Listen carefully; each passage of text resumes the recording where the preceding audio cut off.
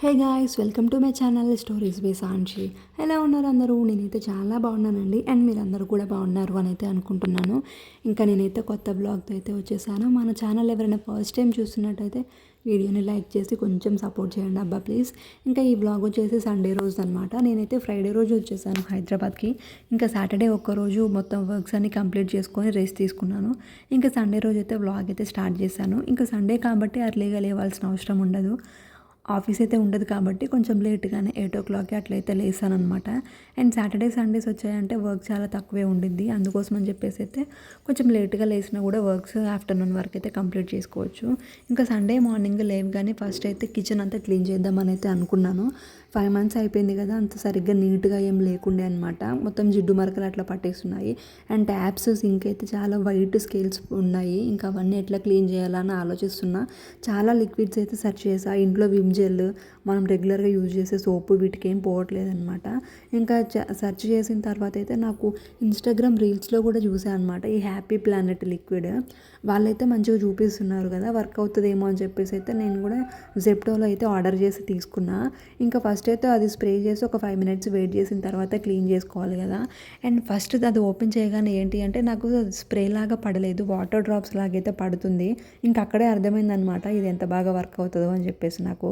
ఇంకా సరేలే పోనీ ఏదో ఒకటి ట్రై చేద్దామా అన్నట్టయితే దాన్ని అట్లా వాటర్ డ్రాప్స్ లాగా పడినా కూడా అక్కడక్కడ స్ప్రే చేసి అయితే వదిలేసా. 5 minutes తర్వాత అయితే క్లీన్ చేసుకున్నా.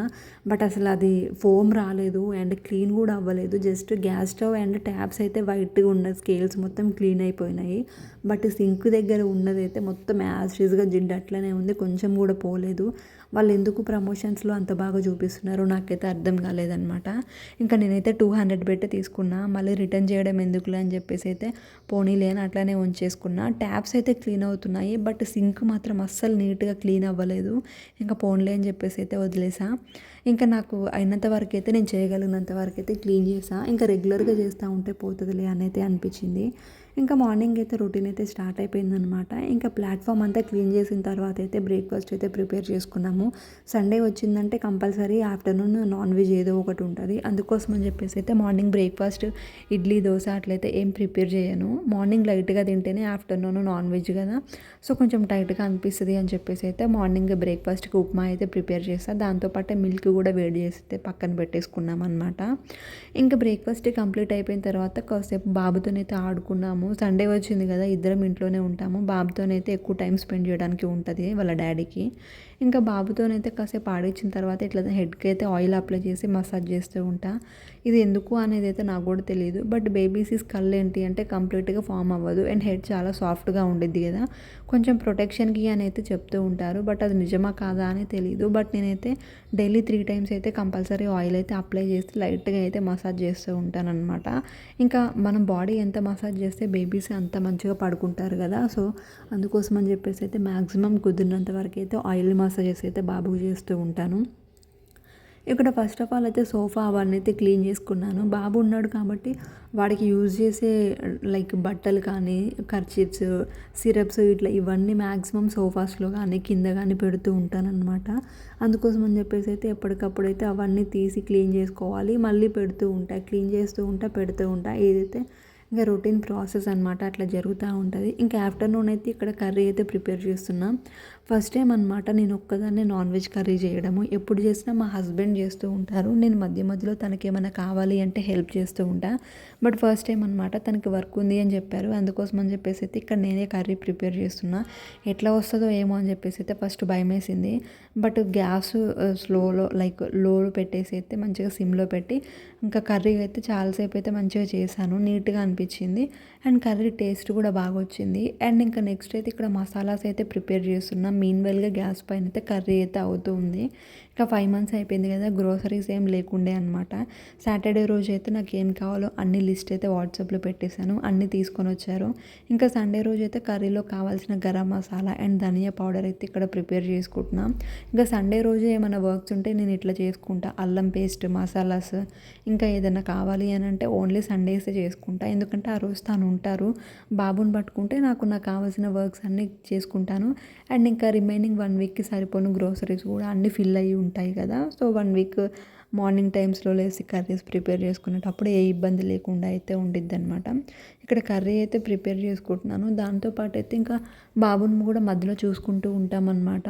ఎందుకు అనంటే కంప్లీట్‌గా నేను కిచెన్‌లో ఉన్నప్పుడు వాడినైతే హాల్‌లో పడుకోబెట్టేస్తాను. ఎందుకు అంటే బెడ్‌రూమ్‌లో ఏస్తే నాకు కనిపియదు గదా! మాది ఓపెన్ కిచెన్ అనమాట. అందుకోసం అని చెప్పేసి అయితే హాల్ క్లియర్‌గా కనిపిస్తది. అండ్ వాడిని హాల్‌లో పడుకోబెట్టినప్పుడు ఏంటి అంటే టీవీ ఆన్ చేస్తా అనమాట. ఇంకా అందులో బొమ్మలు కనిపిస్తూ ఉంటాయి కదా కలర్‌ఫుల్‌గా. టీవీ చూసుకుంటూ అయితే వాడు ఆడుకుంటాడు. ఇంకా ఏడవడము అట్లయితే ఏముండదు. అండ్ ఆ వర్క్స్ కూడా ఈజీగా నేనైతే కంప్లీట్ చేసుకోగలుగుతా. ఇక్కడ కర్రీ కూడా ప్రిపేర్ అయిపోయింది. కొత్తిమీర, పుదీనా అయితే మార్నింగ్ మార్కెట్‌కెళ్ళి అయితే తీసుకొనొచ్చారు. నేను కర్రీ చేస్తున్న టైంలో అయితే తను అవి మొత్తం కట్ చేసి నాకైతే ఇచ్చారనమాట. ఇంకా మ్యాక్సిమం సాటర్డే, సండే వస్తే ఇద్దరం వర్క్స్ షేర్ చేసుకుంటాము. నాకైతే చాలా హెల్ప్‌ఫుల్ అనిపిస్తది. వర్కింగ్ డేస్‌లో అంటే తనకి కుదరదు, నేను అడగను. బట్ వీకెండ్స్‌లో అయితే ఇద్దరం కలిసే చేసుకుంటాము. ఇంకా అది మొత్తం నీట్‌గా కడిగేసి అయితే స్ట్రైనర్‌లో అయితే ఏసాను. అదంతా 1 వీక్ సరిపోనొస్తది కదా! ఫ్రిడ్జ్‌లో స్టోర్ చేసుకుంటే 1 వీక్ మళ్ళీ మళ్ళీ కట్ చేయాల్సిన అవసరం ఉండదు. అండ్ రెడీ టు యూజ్ అనమాట. ఎప్పుడు కావాలంటే అప్పుడు తీసి కర్రీలో అయితే ఏసేసుకుంటాను. ఇక్కడ కర్రీ అండ్ కిచెన్‌లో వర్క్ అంతా కంప్లీట్ అయిపోయింది. అండ్ ఇంకా లంచ్ కోసం అయితే వాటర్ బాటిల్స్‌లో వాటర్ అయితే ఫిల్ చేసి హాల్‌లో అయితే పెట్టేసుకుంటున్నాను. అండ్ హాల్ మొత్తం ఒకసారి క్లీన్ చేసేసుకున్నాననమాట. బాబు ఉన్నాడు కాబట్టి వాడిని ఊకే టీవీ దగ్గర పడుకోబెడతాం కదా! సో, కింద చాపేసుకుంటూ ఉంటామనమాట. మేము కూడా వాడితో పాటే కింద పడుకుంటాము. బెడ్ పైన అయితే అస్సలెయ్యను. ఏదైనా వర్క్‌లో ఉన్నప్పుడు వాడు బోర్లా పడుతూ ఉంటాడు కదా! సో, సపోర్ట్‌కి ఏముండదు, చూడడానికి ఉండరు అని చెప్పేసి అయితే మ్యాక్సిమం కింద చాపేసి దానిపైన మెత్తగా ఏమన్నా బెడ్‌షీట్, బ్లాంకెట్స్ ఏసి అయితే పడుకోబెట్టేస్తాను. ఇంకా లంచ్ టైంలో అయితే అన్నీ తీసైతే నీట్‌గా ఊడ్చేసుకొని అన్నీ సర్దుకుంటున్నాననమాట. ఈ దివాన్ కాటు సోఫాతో పాటు తీసుకున్నాము. ఇప్పటివరకైతే దీన్ని యూజ్ చేయలేదు. అందుకోసం అని చెప్పేసి అయితే దీనికి బెడ్‌షీట్, పిల్లో కవర్స్, పిల్లోస్ అట్లా ఏం లేకుండేనమాట. జస్ట్ ఉతికిన బట్టలు పెట్టుకోవడానికి, ఆఫీస్ బ్యాగ్ పెట్టుకోవడానికి ఇలాంటి వాటికి మాత్రమే ప్రెజెంట్ అయితే యూజ్ అవుతుంది. నెక్స్ట్ చూడాలి. ఆన్లైన్‌లో చాలా బెడ్‌షీట్స్ చూసా. బట్ నాకేం మంచిగా అనిపియలేదు. ఆఫ్‌లైన్ స్టోర్స్‌కి ఏమన్నా వెళ్ళినప్పుడు తీసుకుందాంలే అని చెప్పేసి అయితే ప్రెజెంట్ ఇంకా దాన్నైతే అట్లనే పక్కకు పెట్టేసి అయితే ఉంచుకున్నా. ఇక్కడ బెడ్, బట్టలు అన్నీ అయితే నీట్‌గా సర్దేసుకుంటున్నాననమాట. బట్టలన్నీ అయితే ఫస్ట్ ఫోల్డ్ చేసి షెల్ఫ్స్‌లో పెట్టుకున్నా. కొత్త బట్టలు ఏమన్నా ఉంటే వాటినైతే బీరువాలో పెట్టేసుకుంటాను. ఇక్కడ బాబు కోసం అయితే బెడ్ అరేంజ్ చేస్తున్నా. బెడ్‌షీట్స్, పిల్లోస్ అన్నీ నీట్‌గా పెట్టేసి మళ్ళీ బాబుని పడుకోబెట్టడానికి అయితే సపరేట్‌గా ఒక శారీ అండ్ దానిపైన చిన్న బ్లాంకెట్ వేసి అయితే పెట్టుకుంటా. ఎందుకంటే ఎంత మెత్తగా ఉంటే అంత కంఫర్టబుల్‌గా పడుకుంటారు. డిస్టర్బెన్స్ ఉండదు కదా! సో, వాళ్ళు పడుకునేది స్లీపింగ్ బెడ్ నీట్‌గా పెట్టుకోవడం చాలా ఇంపార్టెంట్. వాళ్ళకి ఏ డిస్టర్బెన్స్ ఉండొద్దు, కంఫర్టబుల్‌గా ఉండాలి. అండ్ ఏంటి అంటే మ్యాక్సిమం టైం ఒకటే పొజిషన్‌లో వెల్లాకిలా పడుకొని ఉంటారు కదా! సో, బ్యాక్ పెయిన్ రాకుండా ఉండడానికి, మంట రాకుండా కొంచెం కంఫర్టబుల్‌గా ఉండాలి. అందుకోసం అని చెప్పేసి అయితే మెత్తటి బ్లాంకెట్సే యూజ్ చేస్తా. బెడ్ పైన మళ్ళీ ఇంకొక బెడ్ అయితే అరేంజ్ చేస్తా బాబు కోసం. ఇక్కడైతే బాబు లేచాడు. వాడిని తీసుకొచ్చి మళ్ళీ చాపేసి అయితే టీవీ దగ్గర పడుకోబెట్టేసాం. వాడు పడుకొని ఆడుకునే టైంలోనే నేను నా లంచ్ వర్క్స్ అట్లా ఏమైనా ఉంటే కంప్లీట్ చేసుకుంటా. ఎందుకంటే వాడు పడుకున్నప్పుడు నేను తినాలి అన్న నాకు భయమేస్తది. ఒకవేళ మధ్యలో లేస్తే ఇబ్బంది అవుతది అని చెప్పేసి మ్యాక్సిమం వాడు పడుకున్నప్పుడు అండ్ ఆడుకునే టైంలోనే కంప్లీట్ చేసుకుంటాననమాట.